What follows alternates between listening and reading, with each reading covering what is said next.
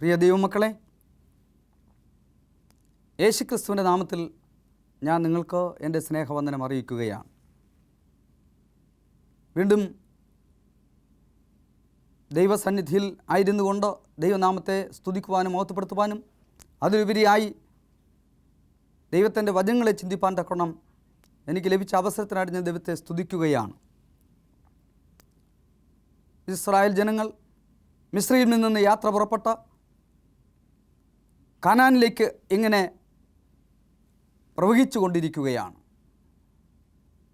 ജനങ്ങൾ യാത്ര മധ്യേ അവർ സീനായി മരുഭൂമിയിൽ എത്തിച്ചേരുകയാണ്.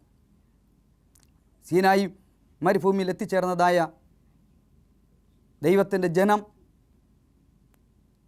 സീനായി മലയുടെ എതിർവശത്തായിട്ട് പാളയമിറങ്ങി അവിടെ താമസിക്കുന്നു. അപ്പോൾ സീനായി മലയിൽ നിന്ന് ദൈവം മോശയെ വിളിക്കുകയും മോശ അവിടേക്ക് കയറി ചെല്ലുകയും ചെയ്യുന്നു.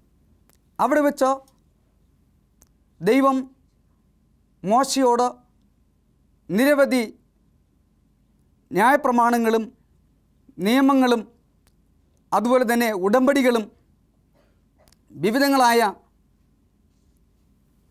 നിയമ സംഹിതകളൊക്കെയും അവർക്ക് നൽകിയതായിട്ട് നമുക്ക് കാണാൻ സാധിക്കും. അങ്ങനെ നൽകപ്പെട്ടതായ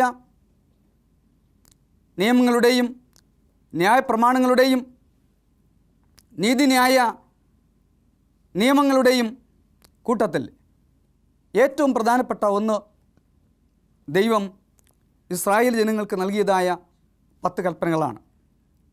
ഇന്ന് നാം ദൈവത്തിൻ്റെ 10 കൽപ്പനകളെക്കുറിച്ച് അല്പമായി ചിന്തിക്കുവാൻ തക്കവണ്ണം അതേ സമയം വിനിയോഗിക്കുകയാണ്. ഒരു നിമിഷം ദൈവത്തോട് നമുക്ക് പ്രാർത്ഥിക്കാം. കരുണാസമ്പന്നനായിരിക്കുന്ന സ്വർഗീയ പിതാവെന്ന ദൈവമേ, ഈ അനുഗ്രഹിക്കപ്പെട്ട നല്ല സമയം വീണ്ടും ദൈവമേ അടിയൻ ദൈവത്തെ സ്തുതിക്കുകയും മഹത്വപ്പെടുത്തുകയും ചെയ്യുന്നു. ദൈവമേ കർത്താവേ, എന്ന് ദൈവത്തിൻ്റെ വചനം ശ്രവിപ്പാൻ തക്കവണ്ണം മുഖാന്തരമായി തീർന്നിരിക്കുന്ന എല്ലാ പ്രിയപ്പെട്ട ദൈവമക്കളെയും എല്ലാ പ്രിയ സ്നേഹിതരെയും ദൈവസന്നിധിയിൽ അടിയൻ സമർപ്പണം ചെയ്യുന്നു. ദൈവത്തിൻ്റെ വചനങ്ങളെ ശ്രവിക്കുവാനുള്ളതായ ആത്മീയ ശക്തി നിൻ്റെ മക്കൾക്ക് നൽകി അവിടുത്തെ കരങ്ങളിൽ വഹിച്ചോളണം. അടിയനെ അവിടുത്തെ കരങ്ങളിൽ വഹിച്ചോളണമേ. യേശുവിൻ്റെ നാമത്തിൽ ചോദിക്കുമ്പോൾ കൃപയുടെ കേൾക്കണം സ്വർഗീയ നല്ല പിതാ ദൈവമേ, ആമേൻ. കർത്താവിൽ പ്രിയ ദൈവ കുഞ്ഞുങ്ങളെ, ഈ അനുഗ്രഹിക്കപ്പെട്ട നല്ല സമയം അതെ ദൈവം മോശയെ സീനായി മലയിലേക്ക് വിളിക്കുകയും അവിടെ നിന്ന് ഇസ്രായേൽ ജനം പാലിക്കപ്പെടുവാൻ തക്കവണ്ണം ഒരു ഉടമ്പടി നൽകുകയും ചെയ്യുന്നതായിട്ട് നമുക്ക് കാണുവാൻ തക്കവണ്ണം സാധിക്കും. പുറപ്പാട് പുസ്തകം 19 അധ്യായത്തിൻ്റെ 4 മുതൽ 6 വരെയുള്ള വാക്യങ്ങൾ ഇവിടെ വായിക്കുമ്പോൾ അവിടെ ഇങ്ങനെ വെളിപ്പെടുത്തപ്പെട്ടിരിക്കുന്നു. ഞാൻ മിസ്രയീമ്യരോട് ചെയ്തതും നിങ്ങളെ കഴുകന്മാരുടെ ചിറകിൽ വഹിച്ച് എൻ്റെ അടുക്കൽ വരുത്തിയതും നിങ്ങൾ കണ്ടുവല്ലോ. ആകയാൽ നിങ്ങൾ എൻ്റെ വാക്ക് കേട്ട് അനുസരിക്കുകയും എൻ്റെ നിയമം പ്രമാണിക്കുകയും ചെയ്താൽ നിങ്ങൾ എനിക്ക് സകല ജാതികളിലും വെച്ച് പ്രത്യേക സമ്പത്തായിരിക്കും. ഭൂമിയൊക്കെയും എനിക്കുള്ളത്. നിങ്ങൾ എനിക്കൊരു പുരോഹിത രാജ്യവും വിശുദ്ധ ജനവുമാകും. ഇവ നീ ഇസ്രായേൽ മക്കളോട് പറയേണ്ടുന്ന വചനങ്ങൾ ആകുന്നു എന്ന് പറഞ്ഞു. മോശ വന്ന് ജനത്തിൻ്റെ മൂപ്പന്മാരെ വിളിച്ചു. അവരൊക്കെയും ഈ വചനം പറഞ്ഞ് കേൾപ്പിച്ചു. അവിടെ വെച്ച് ജനം ഒരു ഉടമ്പടി ചെയ്യുന്നതായിട്ട് കണ്ടെത്തുവാൻ തക്കൊണ്ട് സാധിക്കും. അത് 8-ാം വാക്യത്തിൽ പറഞ്ഞിരിക്കുന്നത്, യഹോവ കൽപ്പിച്ചതൊക്കെയും ഞങ്ങൾ അനുസരിക്കും എന്ന് പറഞ്ഞു. അങ്ങനെ യഹോവ കൽപ്പിക്കുന്നതും അത് കൽപ്പിച്ചതും ഇനി കൽപ്പിക്കാതിരിക്കുന്നതുമായ എല്ലാ പ്രമാണങ്ങളും ഞങ്ങൾ അനുസരിക്കുമെന്നുള്ളതായ തീരുമാനത്തോടു കൂടെയാണ് അവിടെ നിന്ന് കടന്നു പോകുന്നത്. എന്നാൽ ദൈവമായ കർത്താവ് മോശയോട് സംസാരിക്കുന്നത് ഇസ്രായേൽ ജനങ്ങൾ കാണുകെ അവർ അത് കാണുവാനും കേൾക്കുവാനും തൊക്കെ മുഖാന്തരമായി തീരുമാറ്. ദൈവം സീനായി മലയിൽ ഇറങ്ങി വരും എന്ന് മോശയോട് അരുളി ചെയ്യുകയും അങ്ങനെ ജനം ദൈവത്തെയും ദൈവത്തിൻ്റെ സാന്നിധ്യവും മനസ്സിലാക്കുവാനും ദൈവം മോശയോട് സംസാരിക്കുന്നത് അവർക്ക് മനസ്സിലാക്കുവാൻ തക്കവണ്ണം ഇടയാക്കുകയും ചെയ്തു എന്നും ഇവിടെ പറഞ്ഞിരിക്കുന്നു. അതിന് ജനം അവർ വിശുദ്ധീകരിക്കേണ്ടതായിരുന്നു. 3 ദിവസം അവരെ തന്നെ വിശുദ്ധീകരിച്ചുകൊണ്ട് 3-ാം ദിവസം ഒരുങ്ങിയിരുന്നു. യഹോവയുടെ നിർദ്ദേശപ്രകാരം മോശ സീനായി മലയിലേക്ക് കയറി പോവുകയാണ്. എന്നാൽ അപ്പോൾ യഹോവ അവിടെ ഇറങ്ങി വരുന്നതിൻ്റെ ആ പ്രത്യേകത ഇവിടെ നമ്മൾ വായിക്കുന്ന 19-ാം അധ്യായത്തിൻ്റെ 16-ാം വാക്യത്തിൽ നമുക്ക് കണ്ടെത്തേണ്ട കൊടുസം. 3-ാം ദിവസം നേരം വെളുത്തപ്പോൾ ഇടിമുഴക്കവും മിന്നലും പർവ്വതത്തിൽ കാർമേഘവും മഹാഗംഭീരമായ കാഹളധ്വനിയും ഉണ്ടായി. പാളയത്തിലുള്ള ജനമൊക്കെയും നടുങ്ങി. ദൈവത്തെ എതിരേൽപ്പാൻ തക്കവണ്ണം മോശ പാളയത്തിലുള്ള എല്ലാ ജനങ്ങളെയും പർവ്വതത്തിനടുത്തേക്ക് കൂട്ടിക്കൊണ്ടുവരുന്നത് കാണുവാൻ തക്കവണ്ണം സാധിക്കും. എന്നാൽ പർവ്വതത്തിനടുത്ത് വരരുത്, അതിനെ സ്പർശിക്കരുത്, അവർ നശിച്ചു പോകാതിരിപ്പാൻ തക്കവണ്ണം അത് പ്രത്യേകം പാലിക്കണമെന്ന് പറഞ്ഞിട്ടുള്ളത് കൊണ്ട് ജനങ്ങളാരും അടുത്തേക്ക് വന്നില്ല. തുടർന്ന് ദൈവമായ കർത്താവ് തൻ്റെ ജനങ്ങൾ പാലിക്കപ്പെടേണ്ടതിൻ്റെ സാൻമാർഗികമായ നിയമങ്ങൾ അവർക്ക് നൽകുവാൻ തീരുമാനിക്കുകയും അത് ദൈവം സകല ജനവും കേൾക്കെ സംസാരിക്കുകയും ചെയ്തു. ഒന്നാമതായിട്ട് ദൈവം തൻ്റെ ന്യായപ്രമാണങ്ങൾ അല്ലെങ്കിൽ 10 കൽപ്പനകൾ തൻ്റെ ജനത്തോട് സംസാരിക്കുന്നു. അത് 20-ാം അധ്യായം, പുറപ്പാട് പുസ്തകം 20-ാം അധ്യായം നമ്മൾ വായിക്കുമ്പോൾ അവിടെ കാണുന്നത് ദൈവം ഈ വചനങ്ങളൊക്കെയും അരുളി ചെയ്തു എന്ന് പറഞ്ഞിട്ട് അവിടെ നിന്നും 10 കൽപ്പനകൾ ഇങ്ങനെ ആരംഭിക്കുകയാണ്. 20-ാം അധ്യായത്തിൻ്റെ 1 മുതൽ 17 വരെയുള്ള വാക്യങ്ങൾ ദൈവകൽപ്പനകളെ വിസ്തരിക്കുകയാണ്, അത് പറയുകയാണ് ചെയ്യുന്നത്. ഈ കൽപ്പനകൾ 1, അടിമ വീടായ മിസ്രയീം ദേശത്ത് നിന്നെ കൊണ്ടുവന്ന യഹോവയെ ഞാൻ നിൻ്റെ ദൈവമാകുന്നു, ഞാനല്ലാതെ അന്യ ദൈവങ്ങൾ നിനക്ക് ഉണ്ടാകരുത്. ഇത് 1-ാമത്തെ കൽപ്പനയാണ്. 2-ാമത്തെ കൽപ്പന, ഒരു വിഗ്രഹത്തെ ഉണ്ടാക്കരുത്. സ്വർഗത്തിലെങ്കിലോ ഭൂമിയിലെങ്കിലോ ഭൂമിക്ക് താഴെ വെള്ളത്തിങ്കിലോ ഉള്ള യാതൊന്നിൻ്റെയും പ്രതിമ അരുത്, അതിനെ ഉണ്ടാക്കുവാൻ പാടില്ല. എന്നാൽ വിഗ്രഹങ്ങൾ ഉണ്ടാക്കരുതെന്നുള്ളതായ ഒരു കാര്യം മാത്രമേ നാം സാധാരണ പറയാറുള്ളൂ, ബാക്കി പറയാറില്ല. എന്നാൽ സ്വർഗത്തിലുള്ളത് ഉണ്ടാക്കാൻ പാടില്ല, ഭൂമിയിലുള്ളതും ഭൂമിക്ക് താഴെയുള്ളതും ഉണ്ടാക്കാൻ പാടില്ല. അതിനെ നമസ്കരിക്കുകയോ അതിനെ സേവിക്കുകയോ ചെയ്യരുത്, അതിനെ ഉണ്ടാക്കുവാനോ പാടില്ല എന്നും ദൈവത്തിൻ്റെ വചനം, ഈ നിയമം ഇവിടെ പ്രസ്താവിക്കുന്നു. ഇവിടെ 3-ാമത്തെ നിയമം പറയുന്നത് യഹോവയുടെ നാമം വൃഥാ എടുക്കരുതെന്നാണ്. അങ്ങനെ യഹോവയുടെ നാമം അതെ പ്രമാണിക്കുന്നവരൊക്കെയും ദൈവം തലമുറയായി അനുഗ്രഹിക്കും എന്നുള്ളതായ ആ ഉടമ്പടിയും അവിടെ നൽകുന്നതായിട്ട് കണ്ടെത്തുകൊണ്ടേക്കൊണ്ട് സാധിക്കും. യഹോവയുടെ നാമം വൃഥാ എടുക്കുന്നവരെ ദൈവം ശിക്ഷിക്കാതെ വിടുകയില്ല. 4-ാമത്തെ നിയമം പറഞ്ഞിരിക്കുന്നത് ശബത്ത് നാളിനെ ശുദ്ധീകരിപ്പാൻ ഓർക്ക എന്നാണ്. എന്നാൽ ശബത്ത് നാളിനെ ശുദ്ധീകരിക്കാൻ ഓർക്ക എന്നുള്ള കൽപ്പനയുമായി ബന്ധപ്പെട്ടുകൊണ്ട് അതിനെ വിശദീകരിച്ച് ദൈവം അവിടെ വെളിപ്പെടുത്തുന്നതായ കാര്യം നമുക്ക് കാണുവാൻ സാധിക്കും. അതിലെ 8 മുതൽ 13 വരെയുള്ള വാക്യങ്ങൾ നമ്മൾ ചിന്തിക്കുമ്പോൾ, 8 മുതൽ 11 വരെയുള്ള വാക്യങ്ങൾ വായിക്കുമ്പോൾ അവിടെ നമുക്ക് മനസ്സിലാകുന്നത് ശബത്ത് നാളിനെ ശുദ്ധീകരിക്കാൻ ഓർക്ക, 6 ദിവസം അധ്വാനിച്ച് നിൻ്റെ വേലയൊക്കെ ചെയ്യുക, 7-ാം ദിവസം നിൻ്റെ ദൈവമായ യഹോവയുടെ ശബത്താകുന്നു. അന്ന് നീയും നിൻ്റെ പുത്രിയും വേലക്കാരനും വേലക്കാരത്തികളും നിൻ്റെ പടിവാതിൽക്കുള്ള പരദേശികളും ആടുമാടുകളോ കന്നുകാലികളോ ആരും ഒരു വേലയും ചെയ്യാൻ പാടില്ല. 6 ദിവസം കൊണ്ട് യഹോവ ആകാശം ഭൂമിയും സൃഷ്ടിച്ചു, 7-ാം ദിവസം സ്വസ്ഥമായിരുന്നു. അതുകൊണ്ട് യഹോവ ശബത്ത് നാളിനെ ശുദ്ധീകരിച്ചു അനുഗ്രഹിച്ചു. അപ്പോൾ ദൈവം ആഴ്ചവട്ട് 7 ദിവസം നിയോഗിക്കപ്പെട്ടുവെങ്കിൽ ഈ നിയോഗിക്കപ്പെട്ട 7 ദിവസങ്ങളിൽ 7-ാമത്തെ ദിവസത്തിനാണ് പേരിട്ടത്, അതിനെ ശബത്ത് എന്ന് വിളിച്ചു. ഈ ശബത്ത് ദിവസത്തിൽ ഒരു വേലയും ചെയ്യാൻ പാടില്ല. ദൈവത്തെ ആരാധിക്കുവാനും ദൈവത്തെ മഹത്വപ്പെടുത്തുവാനും ദൈവത്തിൻ്റെ ആലയത്തിൽ വിശുദ്ധ കൂട്ടായ്മ ആചരിക്കുവാനുള്ള ഒരു ദിവസമായിട്ടാണ് ഈ 7-ാം ദിവസത്തെ ദൈവം വേർതിരിക്കപ്പെട്ടിരിക്കുന്നത്. സാധാരണ 7-ാം ദിവസത്തെ കുറിച്ച് പറയാറില്ല. ശബത്ത് നാളിനെ ശുദ്ധീകരിക്കുക എന്നുള്ളതായ ഒരു ആ പ്രമാണം, ആ കാര്യം മാത്രമേ സാധാരണയായിട്ട് ആളുകൾ പറയാറുള്ളൂ. നമ്മുടെ ക്രിസ്തീയ സമൂഹം അങ്ങനെ മാത്രമേ പറയാറുള്ളൂ. എന്നാൽ യഥാർത്ഥമായിട്ടോ ദൈവിക നിയമം പറയുന്നത് 6 ദിവസം കഴിഞ്ഞ് 7-ാമത്തെ ദിവസം ദൈവത്തിൻ്റെ വിശുദ്ധ ശബത്ത് എന്നാണ്. ആ വിശുദ്ധ ശബത്ത് ദൈവത്തിൻ്റെ വകയാണ്. ആളുകൾ ഇത് യഹൂദന്മാരുടെ വകയായിട്ടോ അല്ലെങ്കിൽ ഇത് അനുസരിക്കുന്നവരുടെ വകയായിട്ടോ ഒക്കെയും പ്രഖ്യാപിക്കുന്നതായിട്ട് നമുക്ക് കണ്ടെത്തുവാൻ കൊണ്ട് സാധിക്കും. അതേ നിയമത്തിന് ശേഷം ദൈവം 5-ാമത്തെ കൽപ്പന നൽകുന്നു. നിന്റെ ദൈവമായ യഹോവ നിനക്ക് തരുന്ന ദേശത്ത് നിനക്ക് ദീർഘായുസ്സും ഉണ്ടാകുവാനും നിനക്ക് ദേശത്ത് നന്മ ലഭിക്കുവാനും നിൻ്റെ അപ്പനെയും അമ്മയെയും ബഹുമാനിക്കുക എന്നുള്ളത് 5-ാമത്തെ കൽപ്പനയാണ്. 6-ാമത്തെ കൽപ്പന കൊല ചെയ്യരുത്, 7 വ്യഭിചാരം ചെയ്യരുത്, 8 മോഷ്ടിക്കരുത്, 9 നിന്നെപ്പോലെ തന്നെ കൂട്ടുകാരൻ്റെ നേരെ കള്ളസാക്ഷ്യം പറയരുത്, 10 മോഹിക്കരുത്.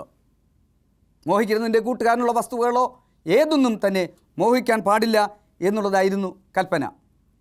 യഥാർത്ഥത്തിൽ ഈ കൽപ്പനകൾ ദൈവമായ കർത്താവ് തൻ്റെ ജനത്തോട് നേരിട്ട് സംസാരിച്ചു. ഈ നേരിട്ട് സംസാരിച്ചതായ ഈ കൽപ്പനകൾ പിന്നെ മോശയോട് സംസാരിക്കുന്നതായിട്ട് നമുക്ക് കണ്ടെത്താൻ സാധിക്കും.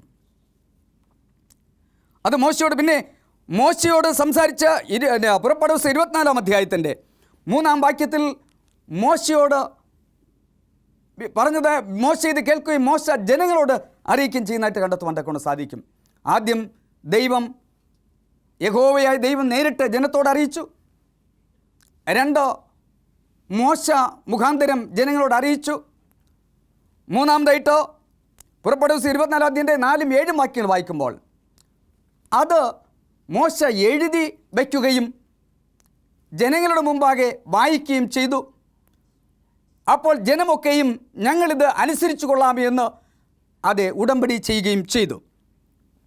അങ്ങനെ ഈ കൽപ്പന ദൈവത്തിൻ്റെ ജനം പൂർണ്ണമായിട്ടും അനുസരിക്കണം എന്നുള്ളതുകൊണ്ട് തലമുറയായും ലോകാവസാനത്തോളവും സ്വർഗത്തിലും ഇത് സ്ഥിരമായിരിക്കേണ്ടതിൻ്റെയും അത് നിലനിൽക്കേണ്ടതിൻ്റെ ആവശ്യകത ഉള്ളതുകൊണ്ട് ദൈവം അത് എഴുതി കൊടുക്കുവാൻ തക്കവണ്ണം തീരുമാനിച്ചു.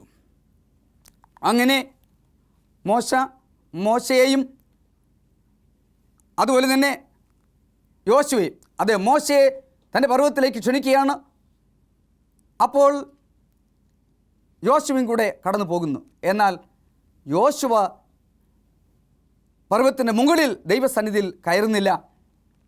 അടിവാരത്തിൽ അതിൻ്റെ ഭാഗത്ത് മാത്രം നിൽക്കുന്നുള്ളൂ. മോശ ദൈവസന്നിധിയിൽ എത്തിച്ചേരുകയും അവിടെ വച്ച് ദൈവം വിവിധങ്ങളായ ന്യായപ്രമാണങ്ങളും നിയമങ്ങളും തത്വസംഹിതകളും കൂടാര ശുശ്രൂഷകളെ സംബന്ധിക്കുന്ന നിയമങ്ങളും അതുപോലെ തന്നെ ആഹാര പാനീയ നിയമങ്ങളും വിവാഹ സംബന്ധമായ നിയമങ്ങളും തുടങ്ങി ഈ ലോകത്തിലെ സർവ്വതരമായിട്ടുള്ള നിയമങ്ങളും ദൈവമായ കർത്താവ് മോശയോട് അരുളി ചെയ്തു എന്ന് നമുക്ക് അവിടെ കാണുവാൻ തക്കവണ്ണം സാധിക്കും.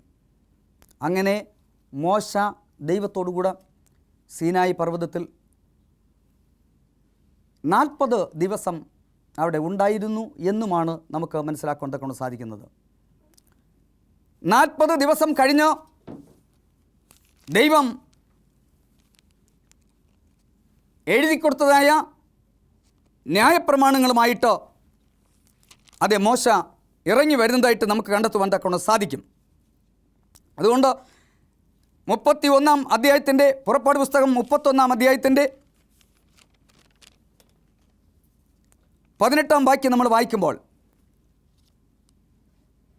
അവൻ സീനായി പർവ്വതത്തിൽ വെച്ച് മോശയോട് അരുളി ചെയ്ത ശേഷം ദൈവത്തിൻ്റെ വിരൽ കൊണ്ട് എഴുതിയ കൽപ്പലകകളായ സാക്ഷ്യപലക 2 അവൻ്റെ പക്കൽ കൊടുത്തു. അപ്പോൾ മോശെ 40 ദിവസങ്ങൾ ദൈവത്തോടുകൂടെ ആയിരുന്നു.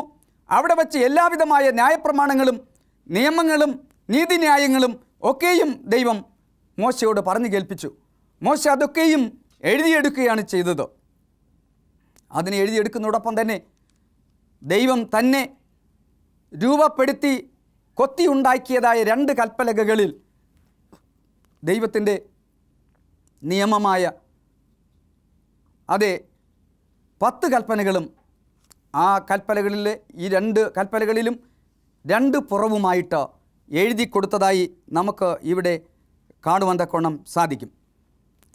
32-ാം അധ്യായത്തിൻ്റെ 15-ാം വാക്യം നമ്മൾ വായിക്കുമ്പോൾ അവിടെ പറയുന്ന മോശ തിരിഞ്ഞ് പർവ്വതത്തിൽ നിന്ന് ഇറങ്ങി സാക്ഷ്യത്തിൻ്റെ പലക രണ്ടും അവൻ്റെ കയ്യിൽ ഉണ്ടായിരുന്നു. പലക ഇപ്പുറവും അപ്പുറവുമായി ഇരുവശത്തും എഴുതിയതായിരുന്നു എന്ന് അവിടെ പറയപ്പെട്ടിരിക്കുന്നു. പലക ദൈവത്തിൻ്റെ പണിയും പലകയിൽ പതിഞ്ഞ എഴുത്ത് ദൈവത്തിൻ്റെ എഴുത്തും ആയിരുന്നു. 10 കൽപ്പനകൾ ദൈവം ഈ കൽപ്പലകകൾ ഉണ്ടാക്കി അതിൽ എഴുതി കൊടുക്കുവാൻ തക്കവണ്ണം എന്തുകൊണ്ടാണ് തീരുമാനിച്ചത് എന്ന് നമ്മൾ ചിന്തിക്കേണ്ടിയിരിക്കുന്നു. ഈ ലോകത്തിൽ മനുഷ്യർ ജീവിച്ചിരിക്കുന്ന കാലത്തോളം ദൈവത്തെ സ്നേഹിക്കുകയും ബഹുമാനിക്കുകയും അനുസരിക്കുകയും ചെയ്യുന്ന ഒരു ദൈവജനത്തിന്, ദൈവമക്കൾക്ക് ദൈവം കൊടുത്തിരിക്കുന്നതായ ഈ നിയമം പരിപൂർണമായിട്ട് ആചരിക്കേണ്ടതുണ്ട്. അതുകൊണ്ട് ആ കൽപ്പനകൾക്ക് ഏതൊരു കേടും സംഭവിക്കാതെ, ആരും അതിനെ നശിപ്പിച്ച് കളയാതെ അതിനെ പരിപൂർണമായി സംരക്ഷിക്കപ്പെടണം എന്ന് ദൈവം ആഗ്രഹിച്ചു. അതുകൊണ്ടാണ് ദൈവം ഇപ്രകാരം കൽപ്പലകകൾ തൻ്റെ പണിയായി കൊത്തി ഉണ്ടാക്കി അതിൽ തന്നെ ഈ 10 കൽപ്പനകളും എഴുതി കൊടുക്കുവാൻ തക്കോണം മുഖാന്തരമായി തീർന്നത് എന്ന് നമുക്ക് മനസ്സിലാക്കുവാൻ തക്കോണം സാധിക്കും. എന്നാൽ 10 കൽപ്പനകളുമായി ഇറങ്ങി വരുന്നതായ മോശ തന്നെ ഇറങ്ങി വരുന്നതിനോടൊപ്പം യോശുവുമായിട്ട് ഇങ്ങനെ കടന്നു വരികയാണ്. അപ്പോൾ ദൈവത്തിൻ്റെ ജനം പാളയത്തിൽ, പർവ്വതത്തിന് സമീപം പാളയത്തിൽ അവർ മോശയെ കാത്ത് ഇരിക്കുകയായിരുന്നു. കഴിഞ്ഞ 40 ദിവസമായിട്ടും മോശയെ കാണാതായപ്പോൾ അവർക്ക് സംശയമായി. ഒരുപക്ഷെ ദൈവസന്നിധിയിലേക്ക് കയറിപ്പോയതായ മോശ മരിച്ചു പോയിരിക്കുമോ, അവൻ എന്ത് സംഭവിച്ചു എന്നറിയാൻ പാടില്ല, ഞങ്ങൾക്ക് ഒരു ദൈവമില്ലല്ലോ, അങ്ങനെ പറഞ്ഞതായ ജനം അന്ന് സീനായി പർവ്വതത്തിൽ വെച്ച് ദൈവം വെളിപ്പെട്ടപ്പോൾ, ദൈവം സംസാരിച്ചപ്പോൾ, ഇടിമുഴക്കത്തിൻ്റെ ശബ്ദത്തോടെ സംസാരിച്ചപ്പോൾ, എനിക്കോ അല്ലെങ്കിൽ ഞങ്ങൾക്ക് ഈ ദൈവത്തെ കാണണ്ട, മോശ ഞങ്ങളോട് സംസാരിച്ചാൽ മതി, ദൈവം മോശയോട് സംസാരിച്ചാൽ മതി എന്നൊക്കെയും പറഞ്ഞതായ ആ ജനം ദൈവത്തെയും ദൈവത്തിൻ്റെ ശക്തിയെയും ദൈവത്തിൻ്റെ മഹിമയെയും തങ്ങളെ അത്ഭുതകരമായി മിസ്രൈം ദേശത്തിൽ നിന്ന് കനാനിലേക്ക് വിടുവിച്ച് കൊണ്ടുവരാൻ തക്കോണം മുഖാന്തരമായി തീർന്നതായ ഈ ദൈവത്തെയും അവർ ഓർക്കുകയോ ദൈവം ചെയ്തതായ ആ നന്മകളെയോ അനുഗ്രഹങ്ങളെക്കുറിച്ച് അവർ ചിന്തിക്കുകയോ നന്ദിയുള്ളവരായി തീരുകയോ ചെയ്തില്ല എന്നുള്ളതാണ്. ദൈവത്തെ കാണുവാൻ പോയതായ മോശയ്ക്ക് എന്ത് സംഭവിച്ചെന്നറിയാൻ പാടില്ല. അതുകൊണ്ട് അഹരോൻ്റെ നേതൃത്വത്തിൽ ജനം അവിടെ ആയിരുന്നു. ഈ ജനം അഹരോനോട് ചെന്ന് പറയുകയാണ്, മോശ എവിടെയാണെന്ന് അറിയുന്നില്ല, അതുകൊണ്ട് ഞങ്ങൾക്ക് ദൈവത്തെ ആരാധിക്കണം, ദൈവത്തെ ഞങ്ങൾക്ക് കാണേണ്ടതിനും അതിനെ തൊട്ട് നോക്കേണ്ടതിനും ഒക്കെയും മുഖാന്തരമായി തീരുമായി ഞങ്ങൾക്ക് ഒരു ദൈവത്തെ നീ ഉണ്ടാക്കി തരിക എന്ന് അവനോട് ആവശ്യപ്പെട്ടു. അഹരോൻ അവരുടെ നിർബന്ധം സഹിക്കവയ്യാതെ നിങ്ങളുടെ കുണുക്കുകളും വണ്ണങ്ങളും സ്വർണ്ണങ്ങളൊക്കെ കൊണ്ടുവരുവിൻ എന്ന് കൽപ്പിച്ചു. അവയെല്ലാം കൊണ്ടുവന്നു. അത് തീയിലിട്ട് ഉരുക്കി അതിനെ രൂപപ്പെടുത്തിയപ്പോൾ ഒരു കാളക്കുട്ടിയായി. അങ്ങനെ കാളക്കുട്ടിയെ ഇസ്രായേൽ ജനം അതെ ചുമലിലേറ്റിക്കൊണ്ട് ഭയങ്കരമായിട്ടുള്ളതായ അതെ ഘോഷങ്ങൾ മുഴക്കിക്കൊണ്ട്, ശബ്ദഘോഷങ്ങൾ മുഴക്കിക്കൊണ്ട് അവർ അതെ നൃത്തം ചെയ്യുന്നതായിട്ട് നമുക്ക് കണ്ടെത്തുവാൻ തക്കൊണ്ട് സാധിക്കും. ഭയങ്കരമായിട്ടുള്ള ശബ്ദം ആ പാളയത്തിലുണ്ടായി. അയ്യോ, ഇതാ ഞങ്ങളുടെ ദൈവം, ഇസ്രായേലേ നിന്നെ മിസ്രൈമിൽ നിന്ന് വിടുവിച്ചു കൊണ്ടുവന്ന ദൈവം ഇതാകുന്നു എന്ന് പറഞ്ഞ് ആ കാളക്കുട്ടിയെ ചുമന്നുകൊണ്ട് നടന്ന് അവിടെ വെച്ച് അവർ ആനനൃത്തം ചെയ്യുന്നതും ജയഭേരി മുഴക്കുകയും ചെയ്യുന്നതായിട്ട് ഭേരി മുഴക്കുകയും ചെയ്യുന്നതായിട്ട് നമുക്ക് കണ്ടെത്തുവാൻ തക്കൊണ്ട് സാധിക്കും. മോശ കൽപ്പലകയിൽ എഴുതിയതായ 10 കൽപ്പനയുമായിട്ട് അത് പർവ്വതത്തിൽ നിന്ന് ഇറങ്ങി വരുമ്പോൾ മോശ കണ്ടതായ കാഴ്ച വളരെ പരിതാപജനകമായിരുന്നു. മോശ വളരെയധികം ദുഃഖിച്ചു. അവൻ ദുഃഖിക്കുക മാത്രമല്ല, വളരെയധികം കോപം കൊണ്ട് നിറഞ്ഞു. അങ്ങനെ കോപം കൊണ്ട് നിറഞ്ഞതായ ആ മോശ തൻ്റെ കയ്യിലിരുന്ന കൽപ്പലകൾ പർവ്വതത്തിലേക്ക് ഇറങ്ങി പൊട്ടിച്ചു കളഞ്ഞു എന്ന് നമുക്ക് മനസ്സിലാക്കാൻ തക്കൊണ്ട് സാധിക്കും. അങ്ങനെ പൊട്ടിച്ചു കളഞ്ഞതായ ഈ കൽപ്പലകൾക്ക് പകരം വീണ്ടും കൽപ്പലകകൾ ഉണ്ടാക്കി കൊടുക്കുവാൻ മോശയോട് ദൈവം ആവശ്യപ്പെടുകയും മോശ ഈ കൽപ്പലകൾ ഉണ്ടാക്കി ദൈവസന്നിധിയിൽ കൊണ്ടു കൊടുക്കുകയും ദൈവം ആ കൽപ്പലകകളിൽ വീണ്ടും ഈ കൽപ്പനകൾ എഴുതി കൊടുക്കുകയും ചെയ്തു. കർത്താവിൽ പ്രിയ ദൈവമക്കളെ, മോശ ഉടയ്ക്കപ്പെട്ടതായ ഈ കൽപ്പലകളിലെ കൽപ്പന ഉടഞ്ഞു പോയൊരവസ്ഥ ലോകത്തിൽ ദൈവകൽപ്പന ആളുകൾ തള്ളിക്കളയുവാൻ ഇടയായിത്തീരുന്നതും വീണ്ടും ഈ ദൈവകൽപ്പന അനുസരിക്കുന്ന ഒരു ജനസമൂഹം ഈ ലോകത്തിൽ ഉണ്ടായിരിക്കുമെന്നുള്ളതിനെക്കുറിച്ചും ഉള്ളതായ ഒരു സാദൃശ്യമാണ് അവിടെ നൽകപ്പെട്ടത്. അതുകൊണ്ട് ഈ കൽപ്പനകൾക്ക് എന്തുമാത്രം പ്രാധാന്യമുണ്ടോ നമ്മൾ ചിന്തിക്കേണ്ടിയിരിക്കുന്നു. ദൈവം തൻ്റെ വിരലുകൾ കൊണ്ട് എഴുതി, അതായത് ആദ്യം ജനങ്ങളോട് കേൾപ്പിച്ചു, മോശ മുഖാന്തരം കേൾപ്പിച്ചു, തൻ്റെ വിരലുകൾ കൊണ്ട് എഴുതി കൊടുത്തോ. ഇത് നഷ്ടപ്പെട്ടു പോയപ്പോൾ അത് നിലനിൽക്കേണ്ടതിന് മോശയോട് വീണ്ടും കൽപ്പിച്ച് പലക ഉണ്ടാക്കി ആ പലകയിൽ തന്നെ എഴുതി കൊടുത്തു. ഇങ്ങനെയുള്ളതായ കൽപ്പന മാറിപ്പോയി എന്ന് പലപ്പോഴും നമ്മൾ ചിന്തിക്കുമ്പോൾ യഥാർത്ഥത്തിൽ ഈ കൽപ്പന മാറിപ്പോകേണ്ടതിൻ്റെ കാര്യം എന്താണ്? കൽപ്പന യേശുക്രിസ്തു മാറ്റിയെന്ന് പറയുന്നു. യേശുക്രിസ്തു മാറ്റിയില്ല. മത്തായിയുടെ സുവിശേഷം 5-ാമത്തെ 7-ാമത്തെ 17 വാക്യം മുതൽ വായിക്കുമ്പോൾ 5:17 മുതൽ നമ്മൾ വായിക്കുമ്പോൾ അവിടെ പറഞ്ഞിരിക്കുന്നത്, ഞാൻ ന്യായപ്രമാണത്തെയോ പ്രവാചകന്മാരെയോ നീക്കേണ്ടതിന് വന്നു എന്ന് നിരൂപിക്കരുത്. ഞാൻ അവർ നീക്കേണ്ടതിനല്ല, അവർ നിവർത്തിപ്പാൻ അത്രേ വന്നത്. കർത്താവ് പറയുന്നു, അതേ, ന്യായപ്രമാണത്തെ നിവർത്തിപ്പാനാണ് കർത്താവ് വന്നതെന്ന്. എന്നാൽ ജനം പറയുന്നു ന്യായപ്രമാണത്തെ മാറ്റിക്കളഞ്ഞു എന്നാണ്, കൽപ്പന ക്രിസ്തു മാറ്റിയെന്നാണ്. തീർച്ചയായിട്ടും അങ്ങനെ ഒരിക്കലും സാധ്യമല്ല. അതേ, സ്വർഗത്തിൽ നിന്ന് ദൈവം നൽകപ്പെട്ടതായി ഈ കൽപ്പനയ്ക്ക് എന്തുമാത്രം പ്രാധാന്യമുണ്ടെന്ന് നമ്മൾ മനസ്സിലാക്കേണ്ടിയിരിക്കുന്നു. കർത്താവിൽ പ്രിയ ദൈവമക്കളെ, സ്വർഗസ്ഥനായ ദൈവം വിശുദ്ധനായിരിക്കുന്നത് പോലെ അവൻ്റെ കൽപ്പനകളും വിശുദ്ധമായിരിക്കുന്നു. അത് സ്വർഗത്തിൽ സ്ഥിരമായിരിക്കുന്നു. അവ പൂർണ്ണമായിട്ടുള്ളതാണ്. അതനുസരിപ്പാൻ തക്കണം നമ്മൾ ബാധ്യസ്ഥരാണ്. അതുകൊണ്ട് ഈ ലോകത്തിൽ ജീവിക്കുന്നതായി നാം സ്വർഗത്തിൽ സ്ഥിരമായി സൂക്ഷിക്കപ്പെട്ടിരിക്കുന്നത് ഈ കൽപ്പന അത് പൂർണ്ണമായിട്ടും അനുസരിച്ചുകൊണ്ട്, അതിൽ 1, 2 അല്ലെങ്കിൽ 9 മാത്രമല്ല, 10 കൽപ്പനകളും പൂർണ്ണമായിട്ട് അനുസരിച്ചുകൊണ്ട് ഈ ലോകത്തിൽ പൂർണ്ണതയുള്ളവരായി ജീവിച്ച് ദൈവസ്ഥല അനുഗ്രഹം പ്രാപിക്കുന്നവരായി തീരുവാൻ തക്കവണ്ണം ദൈവമായ കർത്താവ് നമ്മെ സഹായിക്കേണ്ടതിന് നമുക്ക് ദൈവത്തോട് ചേരാം. ദൈവത്തോട് വിനയപ്പെട്ടുകൊണ്ട്, ദൈവമേ കർത്താവേ, നീ ഞങ്ങൾ അനുഗ്രഹിക്കുകയും അവിടുത്തെ കൽപ്പനകളെ അനുസരിച്ച് ജീവിക്കേണ്ടത് അതൊരു യാഥാർത്ഥ്യമാണെന്ന് മനസ്സിലാക്കിക്കൊണ്ട് ജീവിപ്പാൻ തക്കൊണ്ട് നമുക്ക് സഹായിക്കുകയും ചെയ്യണമേ എന്ന് പ്രാർത്ഥിച്ചുകൊണ്ട് ദൈവസന്നിധിയിൽ നമുക്ക് കടന്നു ചെല്ലാം. ദൈവത്തോട് നമുക്ക് യാചിക്കുകയും പ്രാർത്ഥിക്കുകയും ചെയ്യാം. നമുക്ക് പ്രാർത്ഥിക്കാം. കരുണയുള്ള ദൈവമേ കർത്താവേ, ഈ അനുഗ്രഹിക്കപ്പെട്ട നല്ല സമയത്തിനായിട്ട് അടിയങ്ങൾ നിന്ന് സ്തുതിക്കുന്നു. എൻ്റെ കർത്താവേ, ദൈവം സിനായി മലയിൽ വെച്ച് തൻ്റെ ജനങ്ങൾക്ക് കൊടുത്തതായ 10 കൽപ്പനകളെക്കുറിച്ച് ഞങ്ങൾക്ക് ചിന്തിപ്പാൻ തക്കവണ്ണം നീ അവസരം നൽകിയല്ലോ. ഈ കൽപ്പന ലോകാവസാനം വരെയും ഈ ഭൂമിയിലുള്ളതായ സകല മനുഷ്യരും തലമുറകളായിട്ട് അതിൻ്റെ അനുസരിപ്പാൻ തക്കവണ്ണം ദൈവം നൽകപ്പെട്ടിരിക്കുന്നത് കൊണ്ട് അത് ഞങ്ങൾ അനുസരിക്കേണ്ടവരാണ്. ആ കൽപ്പനകൾ മാറി എന്നുള്ളതായ ചിന്തകൾ വെറും ഞങ്ങളുടെ മനസ്സിൻ്റെ മൗഢ്യം മാത്രമാണെന്ന് ചിന്തിച്ചുകൊണ്ട് പരിശുദ്ധാത്മാവിനാൽ നിറയപ്പെട്ടവരായി ദൈവത്തിൻ്റെ കൽപ്പന അനുസരിപ്പാൻ തക്കവണ്ണം ഞങ്ങളെ സഹായിക്കുക, അനുഗ്രഹിക്കുക വേണമേ. അങ്ങനെ ദൈവസന്നിധിയിൽ ഞങ്ങൾ എത്തിച്ചേരുവാൻ കൃപയൊരുക്കണം. സകലം ഞങ്ങൾക്ക് വേണ്ടി ജീവൻ വെടിഞ്ഞ കർത്താവ് യേശു ക്രിസ്തു മൂലം ചോദിക്കുമ്പോൾ അടിയങ്ങളെ പ്രാർത്ഥന കേൾക്കണം. സ്വർഗീയ നല്ല പിതാവാം ദൈവമേ, ആമേൻ.